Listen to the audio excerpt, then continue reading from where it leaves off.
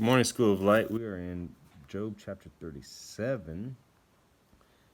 We are a nonprofit through the mail Bible study correspondence course system based on a foundationally sound doctrine in multiple languages.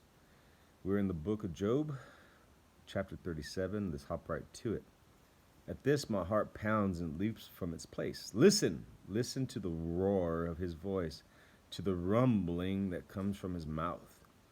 He unleashes his lightning beneath the whole heaven and sends it to the ends of the earth. After that comes the sound of his roar. He thunders with his majestic voice. When his voice resounds, he holds nothing back. God's voice thunders in marvelous ways. He does great things beyond our understanding. He says to the snow, fall on the earth, and to the rain, shower, be a mighty downpour, so that all men he has made may know his work. He stops every man from his labor. The animals take cover, they remain in their dens. The tempest comes out from the chamber, the cold from the driving winds. The breath of God produces ice, and the broad waters become frozen. He loads the clouds with moisture, he scatters his lightning through them. At his direction, they swirl around over the face of the whole earth to do whatever he commands them. He brings the clouds to punish them, or to water his earth and show his love.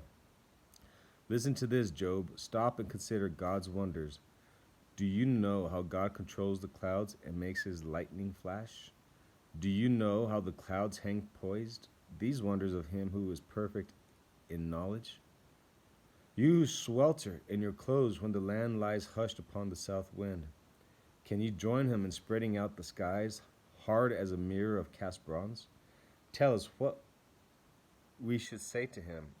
We cannot draw up our case because of our darkness. Should he be told that I want to speak?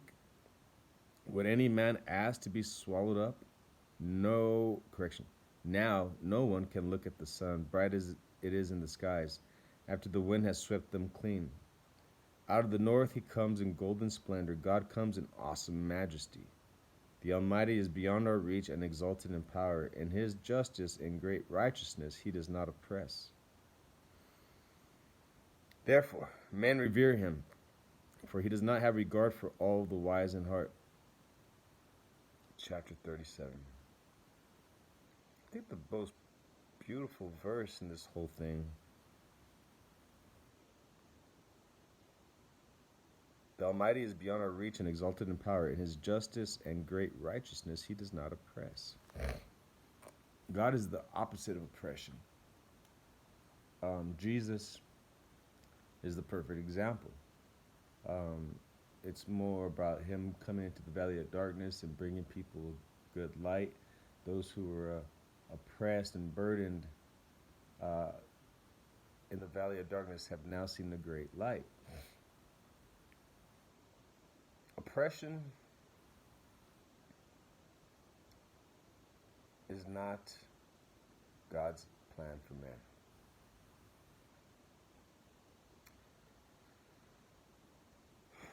So, I would say chapter 37 is a beautiful allegory of God's position and man's point in time in God's position.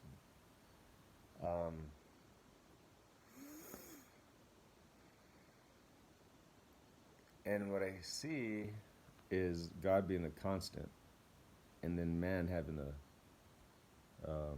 a beginning and an end.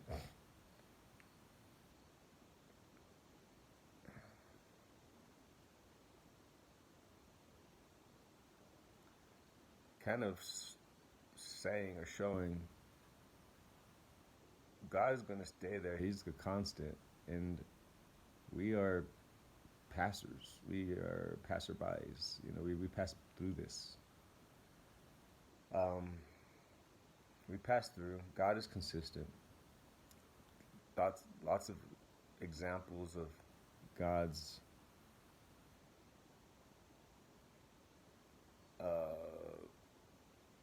word I guess I'm trying to describe is something that is always there, immovability. And then man's movability, or short time with very little control. We can't control the rains, we can't control the floods, we can't control downpours, we can't control the lightning in the sky, we can't control the winds, we can't spread out the skies. Just showing God's position versus ours. So I hope that helps. God bless. If you want Bible studies, contact us. We got tons of them, multiple languages. Just let me know.